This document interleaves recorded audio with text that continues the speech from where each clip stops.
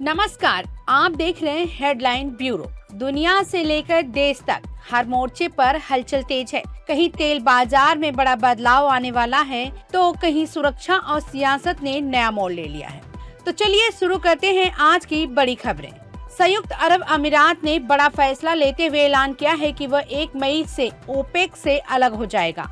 इस कदम से वैश्विक तेल बाजार में हलचल मच सकती है और तेल कीमतों पर ओपेक की पकड़ कमजोर पड़ सकती है। दरअसल संयुक्त अरब लंबे समय से ओपेक के उत्पादन कोटे से नाखुश था। उसका कहना था कि कम कोटे की वजह से वह अपनी पूरी क्षमता से तेल नहीं बेच पा रहा था। 1967 से ओपेक का हिस्सा रहा संयुक्त अरब अब तक का संगठन के सबसे प्रभावशाली देशों में से गिना जाता था। सऊदी अरब और इराक के बाद वह तीसरा सबसे बड़ा तेल उत्पादक है। लेकिन बड़ा सवाल ये है, क्या ये फैसले से दुनिया में तेल सस्ता होगा या महंगा? तो चलिए नजर डालते हैं अगली खबर पर। इस कदम से वैश्विक तेल बाजार में हलचल तेज हो गई, लेकिन विशेषज्ञ का मानना है कि इसका असर भारत के लिए सकारात्मक हो सकता है। दरअसल भारत और संयुक्त अरब अमीरात के बीच मजबूत रिश्ते हैं और ऊर्जा सहयोग लगातार बढ़ रहा है। इस फैसले से पहले ही भारत ने रणनीतिक पहल करते हुए विदेश मंत्री एस जयशंकर और राष्ट्रीय सुरक्षा सलाहकार अजित डोभाल को संयुक्त अरब अमीरात भेजा था। अब नजर इस बात पर है कि क्या ये भारत को सस्ते तेल का सीधा फायदा मिलेगा। इस दौर के दौरान दोनों देशों के बीच एनर्जी सिक्योरिटी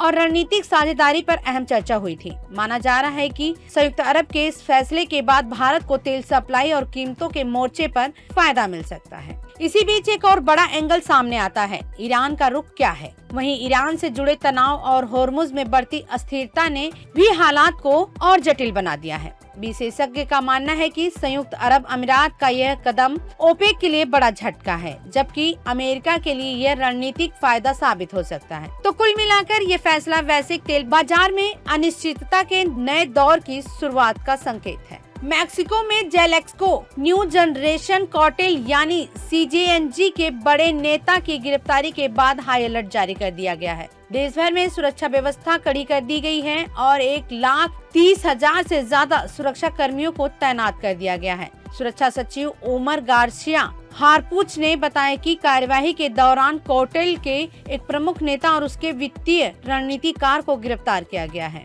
इस गिरफ्तारी के बाद संभावित हिंसा और प्रतिक्रिया को देखते हुए सरकार ने यह सख्त कदम उठाया है। अधिकारियों का कहना है कि हालात पर लगातार नजर रखी जा रही है और किसी भी स्थिति से निपटने के लिए सुरक्षा एजेंसियां पूरी तरह से तैयार है। इस घटनाक्रम के बाद मैक्सिको में तनाव का माहौल बना हुआ है। अमेरिका के पूर्व FBI डायरेक्टर जेम्स कोमी पर राष्ट्रपति डोनाल्ड ट्रंप को धमकी देने का आरोप में केस दर्ज हुआ है। ग्रैंड जूरी ने इस मामले में अभियोग दाखिल किया है, जिसमें कोमी पर 2 गंभीर आरोप लगाए गए हैं। आरोप है कि 15 मई 2025 को उन्होंने ट्रंप को जान से मारने और नुकसान पहुंचाने की धमकी दी और इस राज्य से दूसरे राज्य में धमकी भरा संदेश भेजा। अधिकारियों के मुताबिक ये कार्रवाई कई महीनों की जांच के बाद की गई है। अगर आरोप साबित होते हैं तो जेम्स कोमी को 10 साल तक की सजा हो सकती है। हालांकि कानून के मुताबिक अदालत में दोष साबित होने तक उन्हें निर्दोष माना जाएगा। ब्रिटेन के राजा किंग चार्ल्स तृतीय ने अमेरिकी संसद के संयुक्त सत्र को संबोधित किया है और वैश्विक अस्थिरता के बीच मिलकर काम करने की अपील की। उन्होंने कहा कि अमेरिका और ब्रिटेन के मजबूत रिश्ते आज की चुनौतियों का सामना करने में बेहद अहम है। किंग चार्ल्स ने यूरोप से लेकर मध्य पूर्व तक जारी संघर्ष का जिक्र करते हुए कहा कि इन हालातों में 2 देशों के साथ मिलकर आगे बढ़ना होगा। उन्होंने कैपिटल के पास हुई हालिया हिंसा की घटना पर भी चिंता जताई और कहा कि हिंसा कभी सफल नहीं हो सकती। किंग चार्ल्स ने जोर देकर कहा कि अमेरिका और ब्रिटेन के रिश्ते साझा लोकतांत्रिक मूल्यों पर आधारित हैं। यह संबोधन ऐसे समय में आया है जब अमेरिका अपनी आजादी की 250वीं वर्षगांठ मना रहा है। इजराइल ने हिजबुल्लाह के खिलाफ बड़ी कार्रवाई करते हुए एक विशाल सुरंग को नष्ट कर दिया है। प्रधानमंत्री बेंजामिन नेतन्याहू ने सोशल मीडिया पर इसकी जानकारी दी और इसे सुरक्षा के लिहाज से बड़ी सफलता बताया। इजरायली रक्षा बल यानी IDF के मुताबिक ये सुरंग करीब 2 किलोमीटर लंबी और जमीन से 25 मीटर नीचे बनाई गई थी। बताया जा रहा है कि इसे तैयार करने में लगभग 1 दशक लगा और इसमें ईरान की मदद भी शामिल थी। IDF ने करीब 450 टन विस्फोटकों का इस्तेमाल कर इस सुरंग को पूरी तरह से तबाह कर दिया। इस कार्यवाही में कई हिजबुल्लाह आतंकियों के मारे जाने की भी खबर है। इसे क्षेत्र में सुरक्षा के लिहाज से इजराइल की बड़ी कामयाबी माना जा रहा है। इस्लामी सहयोग संगठन ने संयुक्त राष्ट्र सुरक्षा परिषद से गाजा मुद्दे पर बड़ा आग्रह किया है। OIC ने कहा कि सिर्फ संघर्ष विराम काफी नहीं, बल्कि गाजा से इजरायली कब्जा पूरी तरह समाप्त होना चाहिए। संयुक्त राष्ट्र में तुर्की के स्थायी प्रतिनिधि अहमद इल्जिद ने OIC की ओर से बयान देते हुए कहा कि फिलिस्तीनी नागरिकों पर हमले लगातार बढ़ रहे हैं। उन्होंने ये भी कहा कि संघर्ष विराम का उल्लंघन हो रहा है और पश्चिमी किनारे में हालात और बिगड़ते जा रहे हैं। OIC ने इजराइल से अपील की है कि वह संयुक्त राष्ट्र के प्रस्तावों का पालन करे और कब्जे वाले क्षेत्रों से पूरी तरह से पीछे हटे।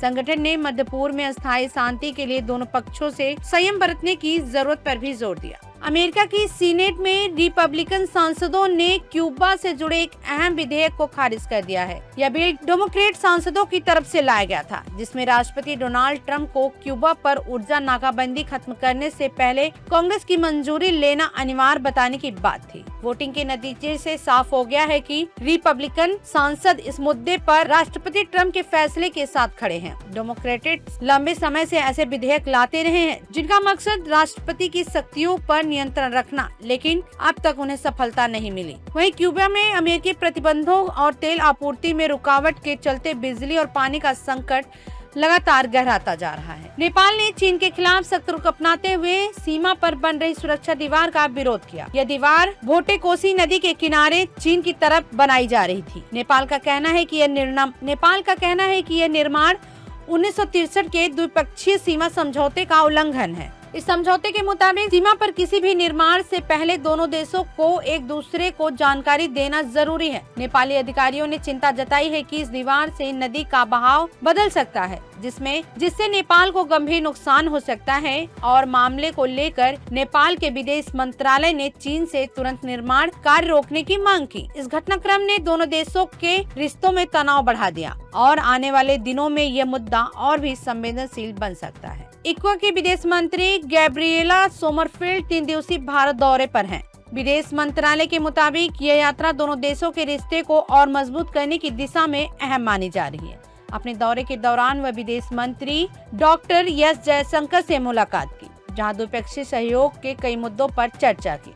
इसके अलावा गैब्रिएला राजघाट जाकर महात्मा गांधी को श्रद्धांजलि अर्पित की। उन्होंने केंद्रीय मंत्री JP नड्डा और उद्योग मंत्री पीयूष गोयल और विदेश राज्य मंत्री पवित्रा मार्गरेटा से मुलाकात की। इस दौरे को भारत और इक्वाडोर के बीच सहयोग बढ़ाने के लिहाज से काफी अहम माना जा रहा है। भारत ने माली में हुए आतंकी हमले की कड़ी निंदा की है। इन मामलों में माली के रक्षा मंत्री जनरल सादियो कैमारा की मौत हो गई है। विदेश मंत्रालय ने इस घटना पर गहरा दुख जताते हुए पीड़ित परिवारों के प्रति संवेदना व्यक्त की है। भारत ने कहा कि वह आतंकवाद के खिलाफ वैश्विक लड़ाई में माली और क्षेत्रीय प्रयासों के साथ खड़ा है। साथ ही भारत ने क्षेत्र में शांति और स्थिरता बनाए रखने की जरूरत पर जोर दिया। इस हमले ने एक बार फिर अंतर्राष्ट्रीय स्तर पर आतंकवाद के खतरे को उजागर किया है। राष्ट्रपति द्रौपदी मुर्मू का रोहतांग स्थित अटल सुरंग का प्रस्तावित दौरा रद्द कर दिया गया। खराब मौसम को देखते हुए ये फैसला लिया गया है। आधिकारिक सूत्रों के मुताबिक क्षेत्र में तेज हवाएं और बर्फबारी की आशंका बनी हुई है, जिसके चलते सुरक्षा कारणों से दौरा टालना पड़ा। राष्ट्रपति द्रौपदी मुर्मू हिमाचल प्रदेश के दौरे पर हैं, जहां वह अटल सुरंग का निरीक्षण करने और सीमा सड़क संगठन के अधिकारियों से बातचीत करने वाली थी। हालांकि मौसम की प्रतिकूल परिस्थितियों के चलते कार्यक्रम में बदलाव करना पड़ा। प्रशासन का कहना है कि मौसम सामान्य होने के बाद दौरे की नई तारीख तय की जाएगी। प्रधानमंत्री नरेंद्र मोदी ने उत्तर प्रदेश में 594 किलोमीटर लंबे गंगा एक्सप्रेसवे का उद्घाटन किया। मेरठ से प्रयागराज को जोड़ने वाला यह एक्सप्रेसवे राज्य की सबसे लंबी सड़क परियोजना है। करीब 36,000 करोड़ रुपए की लागत से तैयार यह एक्सप्रेसवे यात्रा को तेज और सुगम बनाने में अहम भूमिका निभाएगा। इस परियोजना से न सिर्फ यात्रा में समय कम होगा, बल्कि व्यापार और कनेक्टिविटी को बड़ा बढ़ावा मिलेगा। सरकार का कहना है कि गंगा एक्सप्रेसवे उत्तर प्रदेश के विकास को नई रफ्तार देगा और आर्थिक गतिविधियों को मजबूत करेगा। सरकार का कहना है कि इससे यूपी के आर्थिक विकास को नई रफ्तार मिलेगी। इस दौरान पीएम मोदी ने वाराणसी में महिलाओं की एक सभा को भी संबोधित किया। गुजरात में नगर निगम चुनावों में भारतीय जनता पार्टी ने शानदार जीत दर्ज की है। बीजेपी ने राज्य के सभी 15 नगर निगमों पर कब्जा कर लिया है। मोरबी और पोरबंदर में पार्टी ने सभी 52 सीटें जीतकर क्लीन स्वीप किया है। अहमदाबाद में बीजेपी को 192 में से 160 सीटें मिली, जबकि कांग्रेस को 32 सीटों पर संतोष करना पड़ा। सूरत में बीजेपी का दबदबा रहा, जहां उसने 120 में से 115 सीटें जीती और कांग्रेस को सिर्फ 1 सीट मिली। वहीं आम आदमी पार्टी का प्रदर्शन कमजोर रहा, उसे केवल 4 सीटें मिली, जबकि पिछली बार उसके पास 27 सीटें थीं। इन नतीजों को राज्य में बीजेपी की मजबूत पकड़ और जन समर्थन का संकेत माना जा रहा है। पश्चिम बंगाल विधानसभा चुनाव के दूसरे चरण में भारी मतदान हुआ। इस बीच प्रधानमंत्री नरेंद्र मोदी ने मतदाताओं से रिकॉर्ड मतदान की अपील भी की। सोशल मीडिया पर किए गए अपने संदेश में प्रधानमंत्री ने कहा था कि ज्यादा से ज्यादा मतदान से लोकतंत्र और मजबूत होता है। उन्होंने खासतौर पर महिलाओं और युवाओं से बड़ी संख्या में मतदान करने की अपील की थी। पीएम मोदी ने कहा कि हर वोट लोकतंत्र की ताकत है और यह राज्य के भविष्य को तय करता है। वहीं चुनाव आयोग ने भी शांतिपूर्ण और निष्पक्ष मतदान सुनिश्चित करने के लिए कड़े इंतजाम किए थे। अब देखना होगा कि दूसरे चरण में मतदान प्रतिशत कितना रहता है। गुजरात निकाय चुनाव में शानदार जीत के बाद प्रधानमंत्री नरेंद्र मोदी ने जनता का आभार जताया। उन्होंने कहा कि यह जनादेश भाजपा और गुजरात के बीच मजबूत होते रिश्ते को दर्शाता है। सोशल मीडिया पोस्ट में पीएम मोदी ने कहा कि राज्य में सुशासन और विकास कार्यों पर जनता ने भरोसा जताया है। उन्होंने भरोसा दिलाया है कि भाजपा आने वाले समय में आर्थिक मेहनत करेगी और गुजरात को विकास की नई ऊंचाई तक ले जाएगी। प्रधानमंत्री ने पार्टी कार्यकर्ताओं की भी सराहना करते हुए कहा कि वे हमेशा जनता के बीच रहकर उनकी समस्याओं का समाधान करते हैं। पीएम मोदी के मुताबिक यही समर्पण भाजपा की लगातार जीत की सबसे बड़ी वजह है। केंद्रीय मंत्री पीयूष गोयल ने कहा कि देश की बौद्धिक संपदा क्षमता का पूरा लाभ उठाने के लिए नवाचार को बढ़ावा देना बेहद जरूरी है। नई दिल्ली में विश्व बौद्धिक संपदा दिवस के मौके पर उन्होंने युवाओं, छात्रों और स्टार्टअप से अपने आइडियाज को पेटेंट और ट्रेडमार्क के जरिए सुरक्षित करने की अपील की है। पीयूष गोयल ने कहा कि हर नए विचार को एक मूल्यवान संपत्ति में बदलना चाहिए ताकि उसका सही उपयोग और व्यावसायिक लाभ मिल सके। इस दौरान उन्होंने एक बड़ी घोषणा भी की कि खेलों से जुड़े बौद्धिक संपदा पंजीकरण पर 3 साल तक की फीस माफ की जाएगी। सरकार का मानना है कि इससे युवाओं को प्रोत्साहन मिलेगा और देश में नवाचार का माहौल और मजबूत होगा। कांग्रेस ने केंद्र सरकार पर पाकिस्तान को क्लीन चिट देने का आरोप लगाया है। यह विवाद तब शुरू हुआ जब रक्षा मंत्री राजनाथ सिंह ने कहा कि आतंकवाद की कोई राष्ट्रीयता या धर्म नहीं होता। कांग्रेस नेता जयराम रमेश ने सोशल मीडिया पर बयान देते हुए सरकार के इस रुख पर सवाल उठाए हैं। उन्होंने कहा कि क्या पाकिस्तान आतंकवाद का केंद्र नहीं है और क्या वहां भारत के खिलाफ आतंकी गतिविधियां नहीं चलती। जयराम रमेश ने ये भी आरोप लगाया है कि सरकार अंतर्राष्ट्रीय मंचों पर अपनी नीति को बदल रही है। वहीं सरकार की ओर से इस बयान को आतंकवाद के खिलाफ वैश्विक दृष्टिकोण के तौर पर देखा जा रहा है। इस मुद्दे पर सियासी बहस भी तेज हो गई है।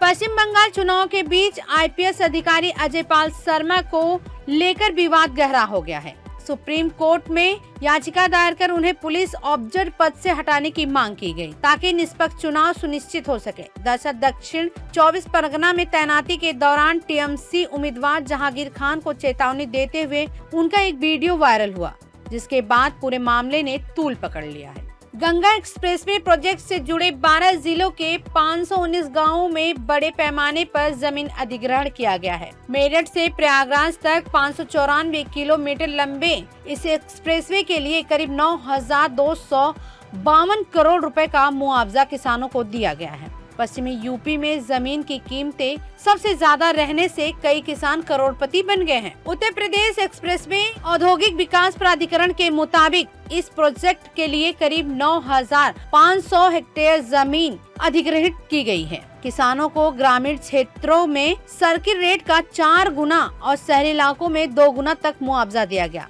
भू अधिग्रहण और मुआवजे के लिहाज से उत्तर प्रदेश के सबसे बड़े प्रोजेक्ट में शामिल है। पंजाब के मुख्यमंत्री भगवंत मान के यूरोप दौरे से राज्य को निवेश की नई राह मिली है। इस दौरे के दौरान करीब 13,000 करोड़ रुपए के समझौते हुए, जिससे पंजाब में विकास को नई गति मिलने की उम्मीद है। इन समझौतों का असर खास तौर पर खेती और उद्योग दोनों क्षेत्रों में देखने को मिलेगा।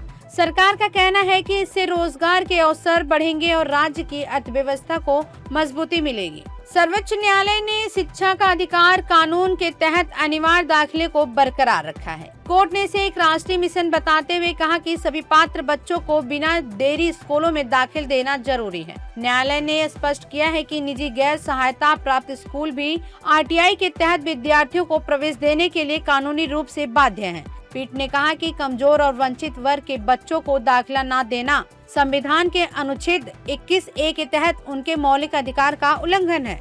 कोर्ट ने 25% आरक्षण को सामाजिक समानता बढ़ाने का अहम कदम बताया और कानून के सख्त पालन पर जोर दिया। साथ ही सुप्रीम कोर्ट ने लखनऊ के एक निजी स्कूल की याचिका खारिज करते हुए कहा कि राज्य द्वारा चुने गए छात्रों को प्रवेश देना स्कूलों के लिए अनिवार्य है।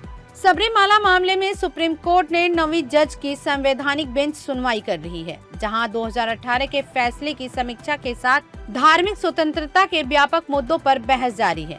सुनवाई के दौरान एक हिंदू पक्ष ने 1996 के रामेश यशवंत प्रभु मामले के फैसले पर पुनर्विचार की मांग उठाई है। उस फैसले में सुप्रीम कोर्ट ने कहा था कि हिंदुत्व को एक जीवन शैली के रूप में देखा जा सकता है। हालांकि यह पक्षकारों का तर्क है कि हिंदुत्व केवल जीवन शैली नहीं बल्कि अनेक धार्मिक मान्यताओं और आस्थाओं का व्यापक संगम है। कोर्ट में यह बहस अब धर्म, पहचान और संविधान के दायरे को लेकर एक बड़े कानूनी सवाल का रूप ले चुकी है।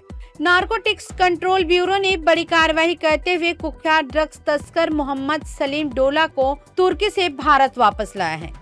यह ऑपरेशन ग्लोबल हंट के तहत किया गया।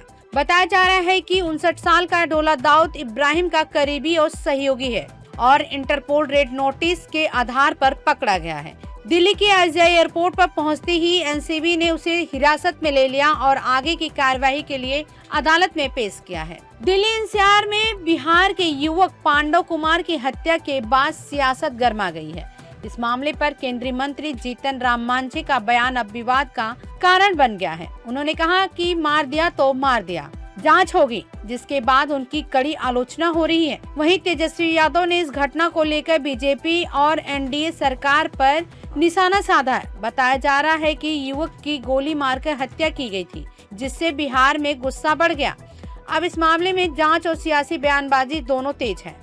RJD विधायक ओसामा साहब को कोर्ट से बड़ा झटका लगा है। अदालत ने उनकी अग्रिम जमानत याचिका खारिज कर दी है। मामला सिवान के झूनापुर इलाके में जमीन विवाद से जुड़ा है। आरोप है कि निर्माण कार्य के दौरान कुछ लोगों ने खुद को जमीन का मालिक बताते हुए काम रुकवा दिया। इसी विवाद में केस दर्ज हुआ, जिसमें अब कोर्ट से इस फैसले के बाद ओसामा साहब की मुश्किलें बढ़ती नजर आ रही हैं। उड़ीसा के केओंझर जिले से एक बेहद चौंकाने वाली घटना सामने आई है। यहाँ एक भाई अपनी मृत बहन के बैंक खाते से करीब 19,000 रुपए निकालने के लिए परेशान रहा। आरोप है कि बैंक बार बार पहचान का सबूत मांग रहा था। हताश होकर भाई ने अपनी बहन की कब्र खोदी और उसका कंकाल बोरी में भरकर बैंक पहुँच गया। इस घटना के बाद इलाके में हड़कंप मच गया। सरकार ने मामले का संज्ञान लेते हुए बैंक अधिकारियों पे सख्त कार्रवाई के निर्देश दिए हैं।